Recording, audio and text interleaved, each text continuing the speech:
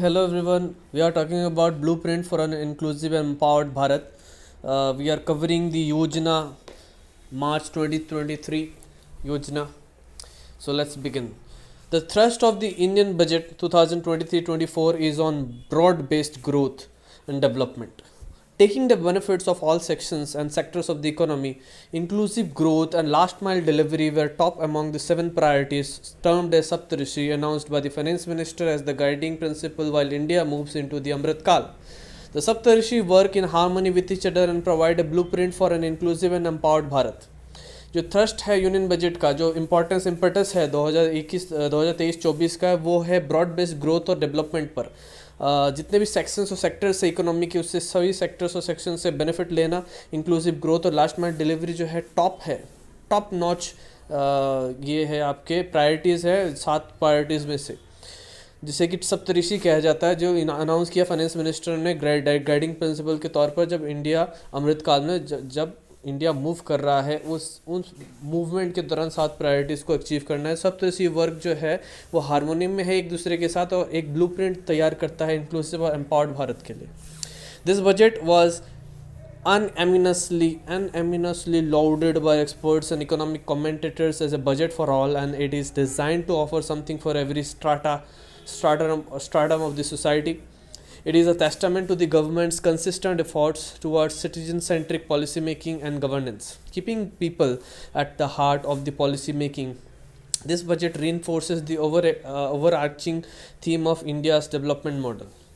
ये जो बजट है, ये बहुत सारे एक्सपर्ट्स और इकोनॉमिक कमेंटेटर्स ने कहा कि बजट है सारे के सभी लोगों के लिए बजट है. ये डिज़ाइन किया गया है ऑफ़र करने के लिए कुछ चीज़, हर एक स्टार्टअप सोसाइटी के हर एक स्टार्टअप के लिए कुछ ना कुछ चीज़ दे रहा है budget. It is testament to the government's consistent effort towards citizen centric policy making and governance, keeping people at the heart of the policy making. This budget reinforces the overarching theme of India's development model. This budget comes at a critical juncture when the whole world sees the rise of India as a shining bright spot in an otherwise bleak world that continues to grapple with multiple crises. Rising strongly in the face of strong headwinds of a deadly pandemic and continuing to be resilient in the face of global supply shock, India truly is charting a new course of development and prosperity. Through this, it has placed before the world, especially the global south, a model of growth and development which offers hope and a way forward which can be easily adapted across economies. Budget एक critical juncture के साथ आया जहाँ पर पूरी दुनिया जो है इंडिया का राइज देख रहा है एक शाइनिंग ब्राइट स्पॉट की तरह, एक ओवरवाइज ब्लीक वर्ल्ड में जो कि बहुत सारे क्राइसिस से जूझ रहा है पूरी दुनिया. वैसे दुनिया में जो बहुत सारे क्राइसिस से जूझ रहा है, जिसमें कि बहुत ही स्ट्रॉन्ग तरीके से उभर के सामने आया है डेडली पेंडेमिक को हटा के बावजूद भी, और रेजिलियंट रह रहा है ग्लोबल सप्लाई शॉक होने के बावजूद भी. इंडिया जो है ट्रूली एक चार्ट कर रहा है नया course of development and prosperity, जिसके ज़रिए से ये ग्लोबल साउथ में ग्रोथ और डेवलपमेंट का मॉडल दिखा रहा है कि एक ऐसा मॉडल हो सकता है ग्रोथ एंड डेवलपमेंट का जो होप आशाएं लेकर आ रहा है, और वो बहुत ही आशाएं लेके आशाओं के साथ आगे बढ़ रहा है. आशाएं दिखा रहा है पूरे दुनिया को और रास्ता दिखा रहा है जिससे को ईजिली अडॉप्ट किया जा सकता है economies में. Navigating through the economic and geopolitical risks, Indian economy is on a sustained projected growth path of 7% in financial 23 and 6.6 to 6.68 in financial year 24. This positive growth forecast is driven by strong domestic drivers which will likely remain robust even in the face of global turbulence.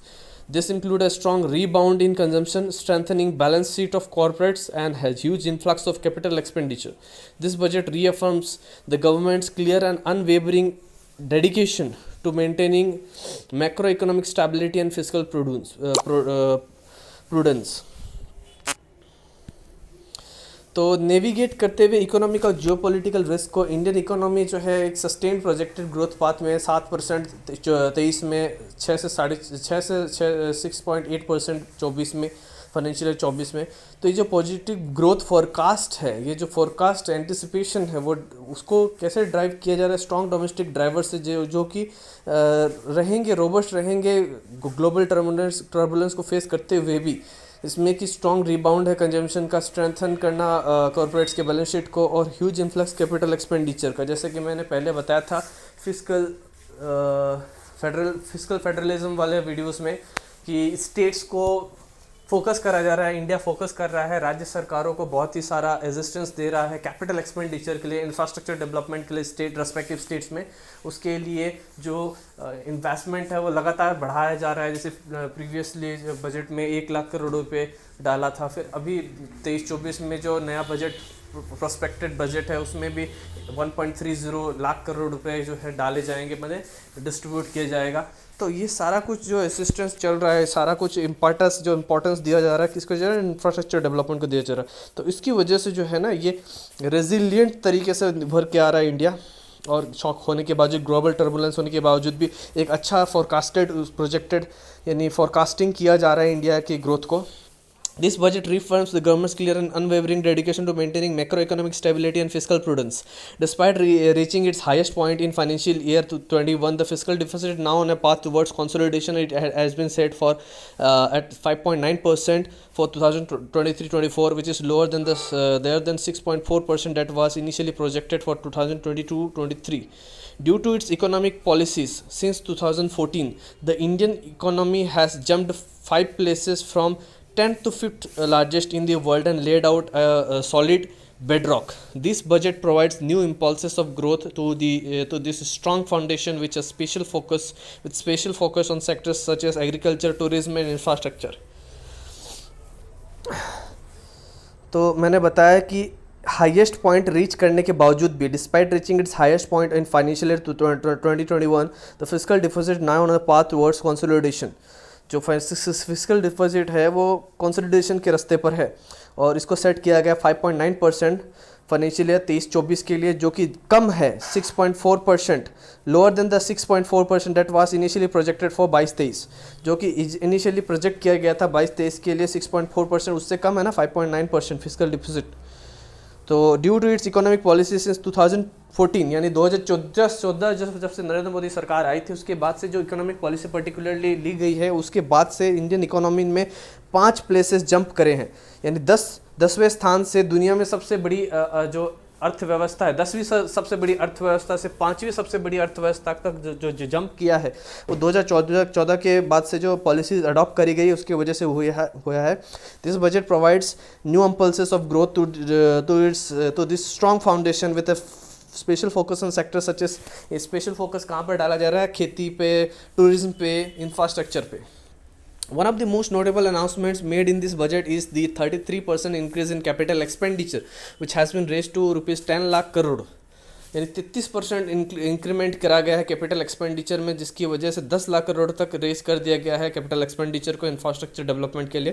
Continuing the rationale of the previous 2 budgets, the government is wisely pursuing India's growth through capital creation. Studies indicate that even rupees spent by the government on building capital asset has a 2.95 multiplier effect and a much higher rate of return than spending on consumption. यानी ये studies बताती है कि एक रुपया भी अगर government डालती है किसी भी कैपिटल एसेट्स को बनाने में, तो उसमें 2.95 गुना रिटर्न, 2.95 मल्टीप्लायर इफेक्ट आता है। इसका मतलब क्या है कि बहुत बड़ा रेट ऑफ रिटर्न इन्वॉल्व है इंफ्रास्ट्रक्चर डेवलपमेंट के अंदर में। अगर अच्छे तरह से इंफ्रास्ट्रक्चर डेवलप किया जाए तो उसका जो आने वाले रिटर्न है, उससे आने वाले रिटर्न बहुत ज़्यादा मल्टीप्लायर इफेक्ट वाले होने वाले हैं। जिससे कि अगर मीडियम टर्म ग्रोथ की बात करी जाए 2.95, और लॉन्ग टर्म की बात करी जाए तो 4.5 टाइम्स रिटर्न जो है एक्सपेक्ट करा जाता है, प्रोजेक्ट करा जाता है। सो इसकी वजह से जो है इम्पोर्टेंस दिया जा रहा है इंफ्रास्ट्रक्चर डेवलपमेंट में। The government sizeable investment in infrastructure are expected to create more job opportunities besides crowding in private investment that and triggering a positive cycle of growth. Centre's continuous push on infra capex strengthens India's productive capacity and reinforces the vision of Atmanirbhar Bharat during the Amrit Kal. यानी जो government का sizeable investment है infrastructure का, वो आशा किया जा रहा है कि वो बहुत ज़्यादा जॉब अपॉर्चुनिटीज़ बनाएगा, और प्राइवेट इन्वेस्टमेंट को क्राउड करने के अलावा क्राउड करने के साथ साथ जो ट्रिगर कर रहा है एक पॉजिटिव साइकिल ऑफ ग्रोथ को। सेंटर का जो कंटिन्यूस पुश है इन्फा कैपेक्स स्ट्रेंथन करेगा इंडिया का प्रोडक्टिव कैपेसिटी को और रीइंफोर्स करेगा आत्मनिर्भर भारत के विजन को इस अमृत काल के दौरान।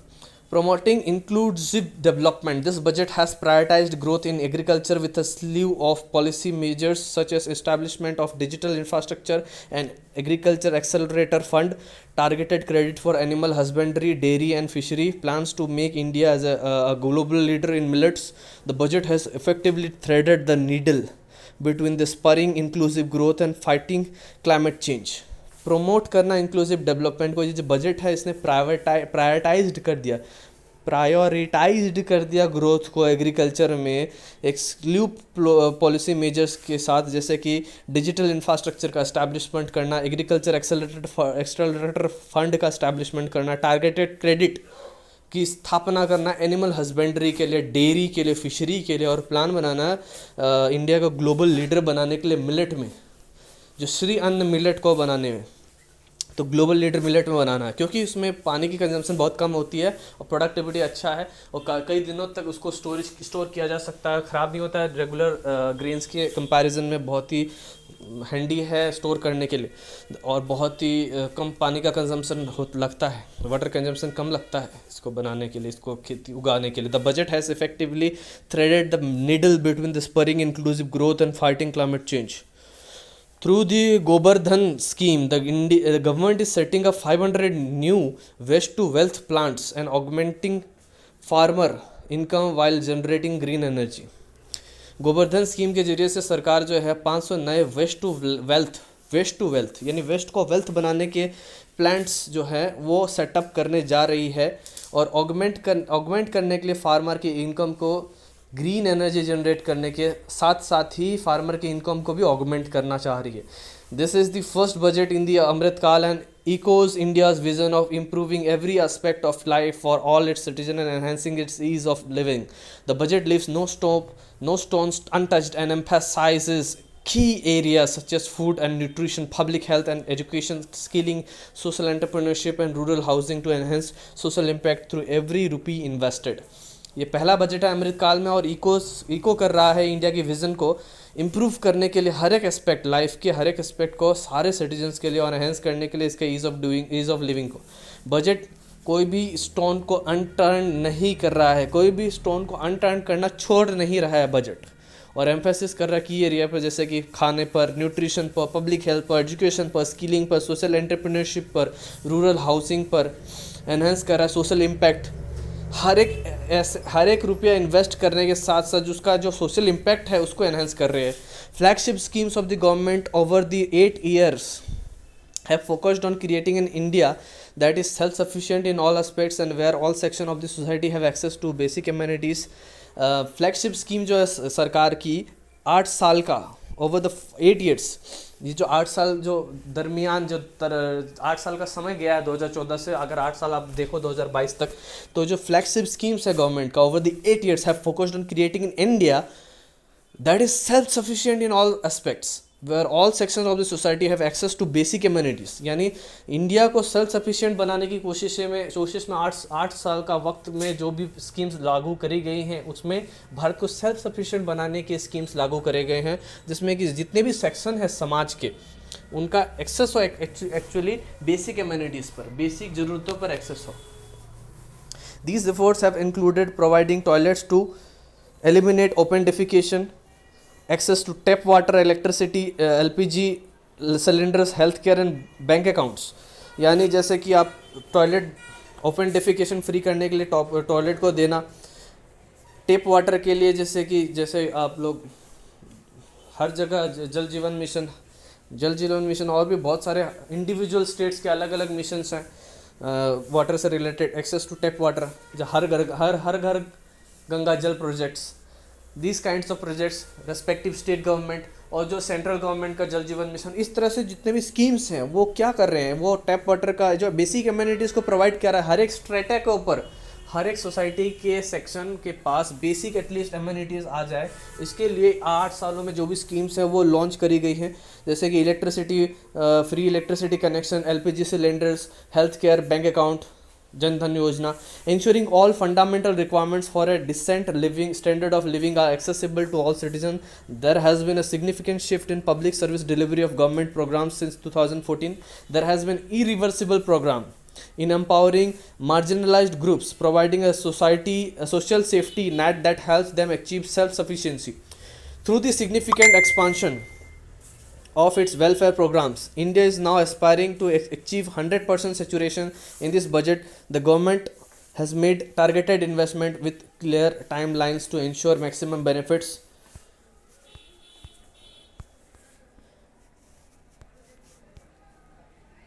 from aim to continue empowering 81 lakh self-help groups of rural women by assisting them in creating large producer enterprises and supporting them in branding and marketing. यानी फ्लैगशिप प्रोग्राम के बारे में बताया कि जितने भी फंडामेंटल रिक्वायरमेंट्स है एक डिसेंट स्टैंडर्ड ऑफ लिविंग के लिए वो एक्सेसिबल हो, मतलब सबके सिटीजन के पास आए, ये ज़रूरी करने के लिए ये ज़रूरी किया गया है, ये ज़रूरी बहुत सारे स्कीम से कराया गया है इस चीज़ को. तो ये सारी बातें हमने करी इस पर्टिकुलर वीडियो लेक्चर में, जहाँ पर हमारा टॉपिक था ब्लूप्रिंट एक इंक्लूसिव और एम्पावर्ड भारत के लिए. ये पहला पार्ट है. नेक्स्ट पार्ट में मैं इसको कवर करने की कोशिश करूँगा. अगर वीडियो से कुछ आपको इन्फॉर्मेशन मिला है तो ज़रूर से लाइक से सब्सक्राइब करें. मैं रिज्यूम कर रहा हूँ इस वीडियो को क्योंकि कुछ ही पार्ट बचा है, चलो उसको भी कवर कर लेते हैं.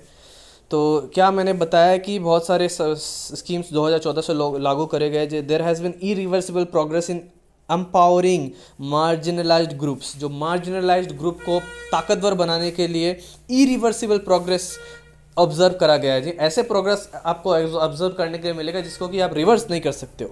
प्रोवाइड करा गया है सोशल सेफ्टी नेट जो कि हेल्प करता है उन मार्जिनलाइज्ड ग्रुप को अचीव करने के लिए self sufficiency. Through the significant expansion of its welfare programme, India is now aspiring to achieve 100% saturation. In this budget, the government has made targeted investment with clear timelines to ensure maximum benefit from these schemes. यानी जितने भी programme चलाए गए, जितने भी आपके welfare programmes है, India expire कर रहा है 100% सेचुरेशन. बजट में गवर्नमेंट ने टारगेटेड इन्वेस्टमेंट करे, यानी ऐसे ऐसे चीज़ों को सेक्टर को टारगेट किया है जिसके साथ में क्लियर टाइमलाइन दे दिया कि इस पर्टिकुलर टाइमलाइन के भीतर में इंश्योर करना है मैक्सिमम बेनिफिट उठाया जा सके मार्जिनलाइज्ड ग्रुप के द्वारा इन स्कीम्स के जरिए से. प्रधानमंत्री आवास योजना PMAY, Pradhan Mantri Awas Yojana flexible rural housing scheme aim to provide housing for all with a massive outlay of over 54,000 crore, the highest ever since its inception. It is likely to benefit almost 45 lakh rural families in 23-24. यानी प्रधानमंत्री आवास योजना PMAY flagship rural housing scheme, जिसका कि M था कि इसका M है और चला आ रहा है कि बहुत सारे लोगों जितने भी सिटीजन्स हैं उनके सबके पास एक एक घर हो. एक मैसिव आउटले जिसका 54,000 करोड़ का, जिसमें हाईएस्ट है अभी तक इंसेप्शन से लेके स्टार्टिंग से लेके अभी तक जिसका आउटले सबसे ज़्यादा हुआ है, वो बेनिफिट करने वाला है. एक्सपेक्टेड है कि बेनिफिट करेगा 45 लाख रूरल फैमिलीज़ को 23-24 फाइनेंशियल ईयर में. Economically empowering women and youth goes hand in hand with the transformation of India into an economic superpower. The budget reiterated this philosophy and announced multiple initiatives to strengthen these key pillars of growth.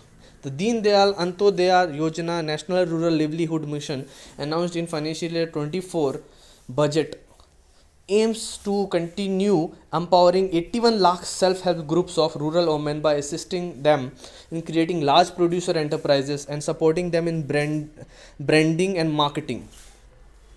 यानी economically empower करना women को, महिलाओं को, youth को, ये दोनों चीज़ साथ ही साथ चल रहा है इंडिया के ट्रांसफॉर्मेशन के साथ, इकोनॉमिक सुपर पावर के इंडिया के ट्रांसफॉर्मेशन के साथ. Budget reiterated this philosophy and announced multiple initiatives to strengthen these key pillars of growth. The Deen Dayal Antyodaya Yojana National Rural Livelihood Mission, National Rural Livelihood Mission announce किया गया financial year 2024 में budget में. M कर रहा है कि वो continue करेगा, एम्पावर करते रहेगा कितने लोगों को, 81 लाख सेल्फ हेल्प ग्रुप्स को, रूरल वुमेन के, यानी गाँव की जो महिलाओं हैं, गाँव की जो महिलाएँ हैं, उनकी जो सेल्फ हेल्प ग्रुप्स हैं, वैसे सेल्फ हेल्प ग्रुप के 81 लाख सेल्फ हेल्प ग्रुप्स को एम्पावर करा जाएगा, असिस्ट करके, उनको मदद करके लार्ज प्रोड्यूसर एंटरप्राइजेस बनने में मदद करके, यानी महिलाओं को लार्ज प्रोड्यूसर एंटरप्राइजेस बनने में मदद करके 81 लाख ऐसे, और सपोर्ट करके उनको कि वो ब्रांडिंग कर सके, मार्केटिंग कर सके। महिला Samman Bachat Patra is a small saving scheme for the financial empowerment of women in Amritkaal, यानी महिला सम्मान बचत पत्र। महिला सम्मान बचत पत्र क्या है कि एक सेविंग्स स्कीम है फाइनेंशियल एम्पावरमेंट के लिए, वुमेन की, महिलाओं की फाइनेंशियली उनको ताकतवर बनाने के लिए,